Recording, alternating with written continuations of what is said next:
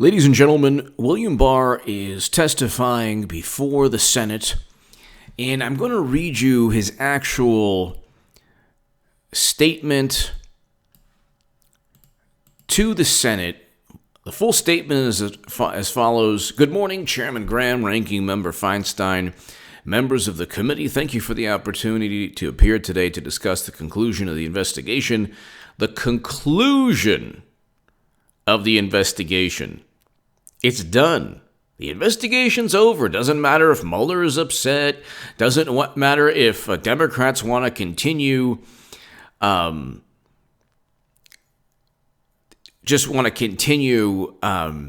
investigating forever. It really doesn't matter. Thank you for the opportunity to appear today to discuss the conclusion of the investigation into Russian efforts to interfere. I like that already. Russian efforts to interfere. Russian efforts. In the 2016 election by Special Counsel Robert S. Mueller III, and the confidential report he submitted to me, which I recently released to the public after applying necessary redactions. So, he goes on to say some interesting things. Bottom line conclusions. After the special counsel submitted that confidential report on March 22nd, I determined that it was in the public interest for the department to announce the investigation's bottom line conclusions. That is, the determination whether a provable crime has been committed or not. No crime was committed on Trump's behalf, provable or otherwise. There were no crimes committed.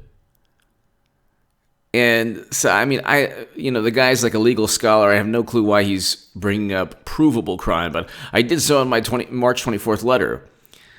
So they Steele dossier purchased by Clinton, CrowdStrike outsourced by the Democratic Party, Papadopoulos conversation that wasn't illegal, nor was a Trump Jr. meeting. Then what they did is they criminalized the process. So now they're saying Barr should be impeached or arrested because he broke protocol in coming to the conclusion that Mueller found no evidence of a crime, or that there was no crime committed, or there was no evidence of obstruction, or that there wasn't enough evidence to indict Trump on obstruction. The fact that they're pushing the obstruction narrative already shows where they're at.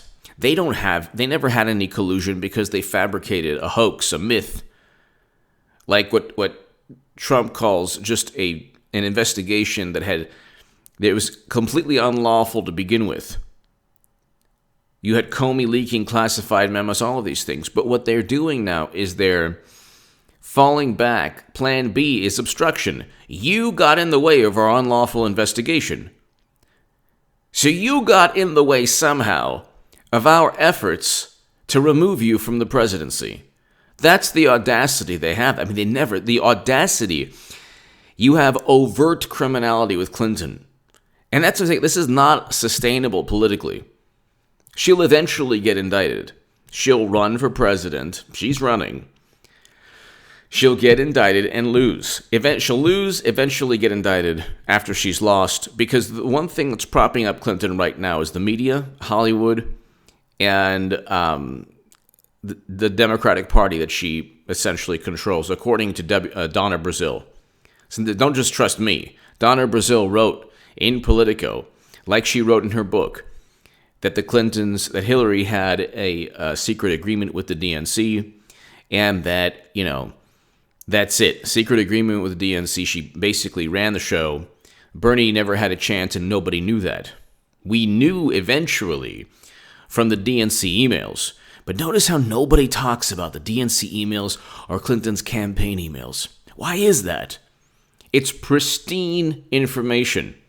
It's actually information written by Clinton and everyone around her. Information like one New York Times journalist, the guy writes, "I'm a hack, don't tell anyone," to Podesta. and gives Clinton's campaign chairman an article pre-publication saying, "Don't tell anyone." Another New York Times journalist is called a friendly journalist who teed up stories. This is the same person, by the way, who said, well, Clinton wasn't trying to close the door on running in 2020.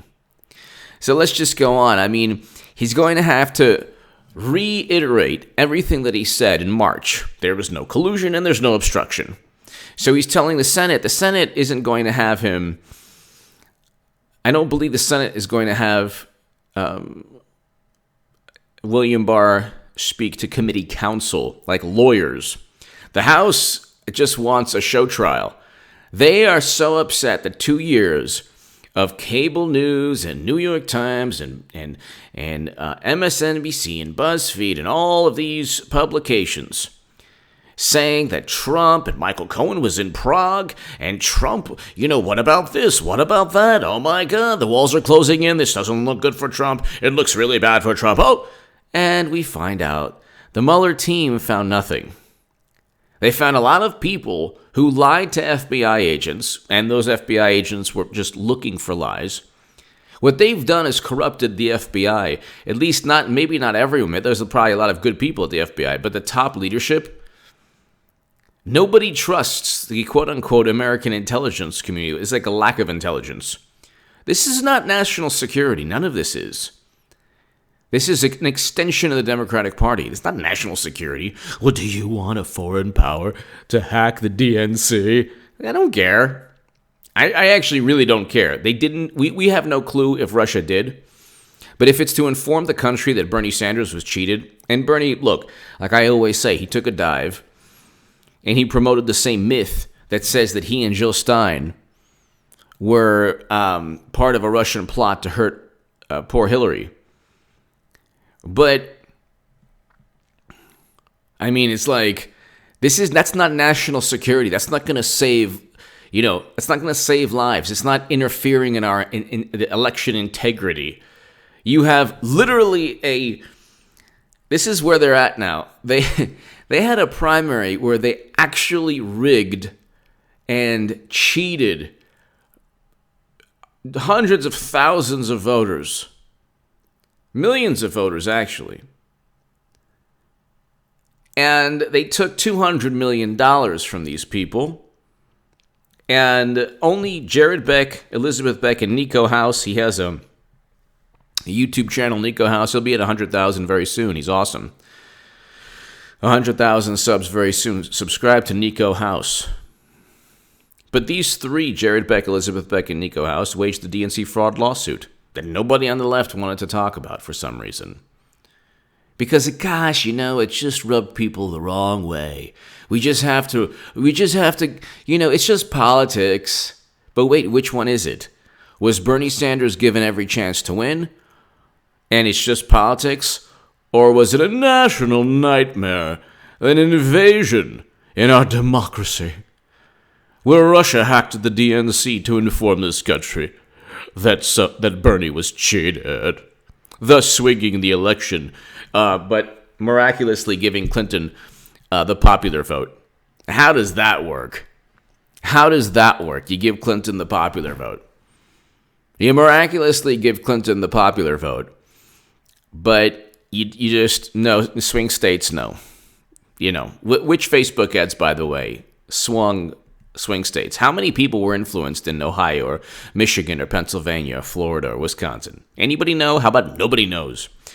If you check out my Federalist article below, I explain that absolutely nobody knows. Nobody knows any of this stuff. Nobody knows any of this stuff.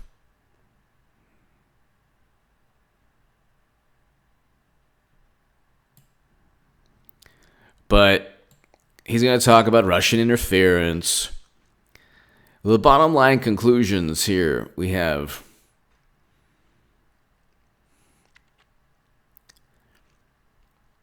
And it's a bunch of legal theory, so it's a whole big thing. So basically, and then he goes to obstruction of justice, and he explains from a legal vantage point The responsibility of the Department of Justice when it comes to law enforcement is to determine whether crimes have been committed and to prosecute those crimes under the principles of federal prosecution. So here's the thing. What they're going to do is they're going to use this. There was no obstruction. Hillary Clinton obstructed. Not only obstructed, they didn't. Okay, they issued. They allowed people to get away with not even complying with subpoenas. I mean,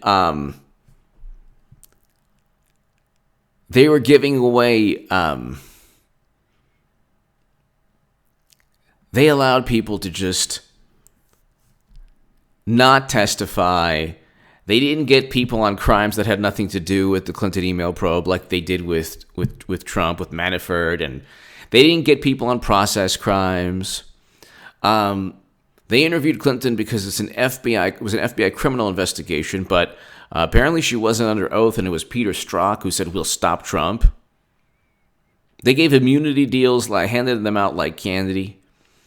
So it's really unbelievable. It really is unbelievable what they were able to get away with. She deleted 33,000 emails, and her email setup, she either transferred top secret intelligence or the top secret intelligence was emailed to her somehow without alarm bells sounding. I mean, this was a huge issue where she had top secret and special access program intelligence outside of the United States government. That's a clear violation of law. A clear violation of law. There's nothing that Trump did. And what they're doing, ladies and gentlemen, with William Barr now, they're trying to go after him. He doesn't care. This ain't his first rodeo. This is his second time around. What they're doing, though, is not only petulant, it's so corrupt. They know they had nothing. Adam Schiff, through 229 appearances, 227 appearances on cable, on MSNBC and CNN, on cable news. Every single time he stated he has evidence, it looks bad for Trump. Nothing. They found nothing. They were trying to get Trump under the conspiracy statutes, the U.S. Code 371 statutes. They tried to get him on that. I explained that Comey, Strzok, and McCabe and others will be indicted under that statute in my Federalist article below. And in the recent one in the Federalist, my article, I talk about how James Comey knew, based on the ODNI, the Director of National Intelligence, and the Department of Homeland Security reports, that there was no evidence. And they had only a judgment based on incomplete and fragmented information. Judgments were not intended to imply that they had evidence or something to be a fact. They are literally stating they're still moderately confident and highly confident. John Brennan literally stated, verbatim, I don't do intelligence. I don't do evidence. I do intelligence. It's a bunch of nonsense. They utilized government agencies as political tools, and I explain that in my article and below in the pinned comment. But with the completion of the special counsel's investigation, the resulting prosecutorial decisions, the department's work on this matter is at its end, aside from completing the cases that have been referred to other offices. He ends all of this. Now, what Democrats are going to do is they're going to say, well, this is just like Clinton. In fact, they're going to even forget about Clinton, but they're going to say, oh, you couldn't, because with Clinton, it was, gosh, she didn't have intent, and then Comey made up everything. Gosh, there's no precedent. We couldn't just prove that she did it on purpose. It's like, of course you could. It's so absurd. She's overturned the United States intelligence apparatus on its head. They have such a corrupt Clinton Foundation where, donations to it dropped dramatically after they were no longer in government. And she's running again. You think the Democrats are going to win anything with Biden? But, ladies and gentlemen,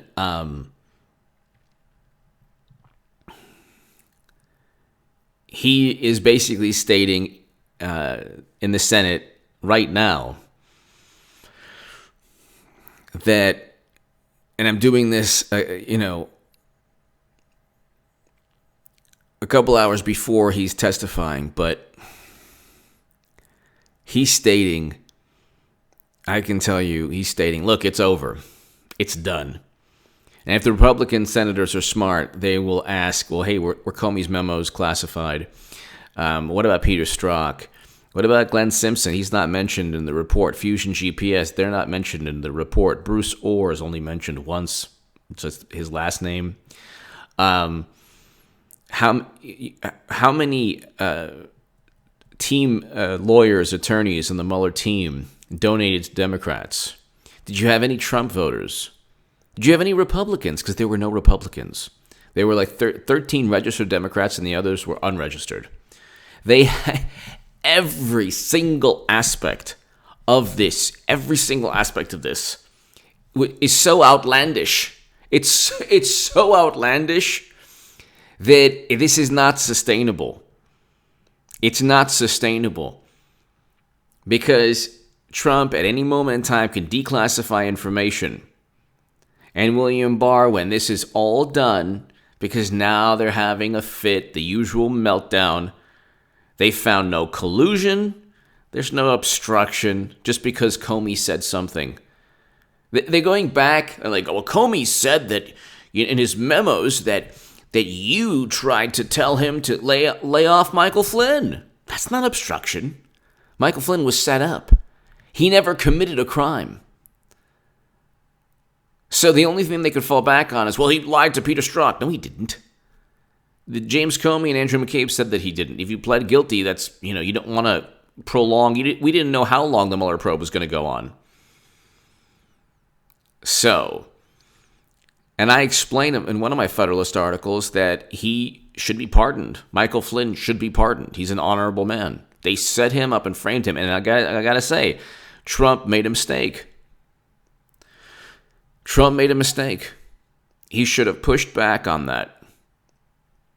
Because if he pushed back, that would have prolonged or possibly even prevented a special counsel from appearing. He let General Flynn go, even if there were issues with, because he didn't get indicted on not registering. And by the way, the judge in the case actually took back and apologized for his statement that, oh, you were a registered foreign agent while you were in the White House. Oh, my God. That never happened. He then said, oops, sorry. And this is a great judge, by the way.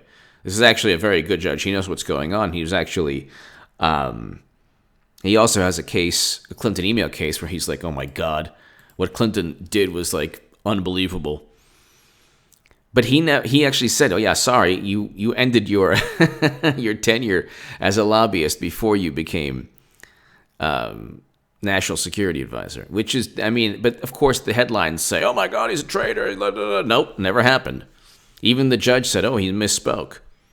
Michael Flynn should never have been let go. Now they're saying, oh, it's obstruction because Trump said something or he thought something. That's not obstruction. With Clinton, she not only... She shipped a laptop in the mail, okay? They shipped a laptop in the mail. People were given immunity deals. Manafort wasn't given an immunity deal. What about Gates? We had 30 people that had nothing to do with anything get indicted on things that were just process crimes. Oh, you lied. You didn't get 1 month right of an email that you sent. They got Papadopoulos. You know why? I read his book. They got him because he sent one email to Mifsud, and they already knew the contents of the email. Wasn't illegal, but he got the month wrong. I said, you lied. That's what lying to an FBI agent is about nowadays. They just it's a basic entrapment. It has nothing to do with the law, the rule of law. It has nothing to do with anything. Clinton committed real crimes. They covered up those real crimes. Now, for public relations, they've spent 2 years because Trump is like the embodiment of everything they dislike in the planet. And they fabricated crimes with Trump. They obviously fabricated them. They couldn't find one shred of evidence. So then they said, you know what? You messed with the process. We're going to get you on obstruction of justice. And they haven't even proven that he actually prevented them from obtaining information. So it's like, there's a whole bunch of nonsense. And it's not sustainable for them. They're going to get obliterated. In the Electoral College, this doesn't help them because Trump is rolling in with a great economy, and the choice will be, again, Trump and Clinton. It ain't going to be Trump and Biden, and they have nobody. And the Democratic Party, they have nobody other than Biden. They cheated Bernie Sanders. I'm not going to go back to Bernie. And like Bernie was booed on stage the other day. It's so, and they cheated him. That's, and the thing is, what Bernie Sanders should have done, the Democrats, like any, horrendous organization, only understand like a powerful response. They only understand that. That's it. That's like Trump. They can't stand him, but they do. They respect the way he is, even though they claim, "Oh my God." When you have, there's a top Democratic strategist, by the way, who I'm not going to say his name, but people were.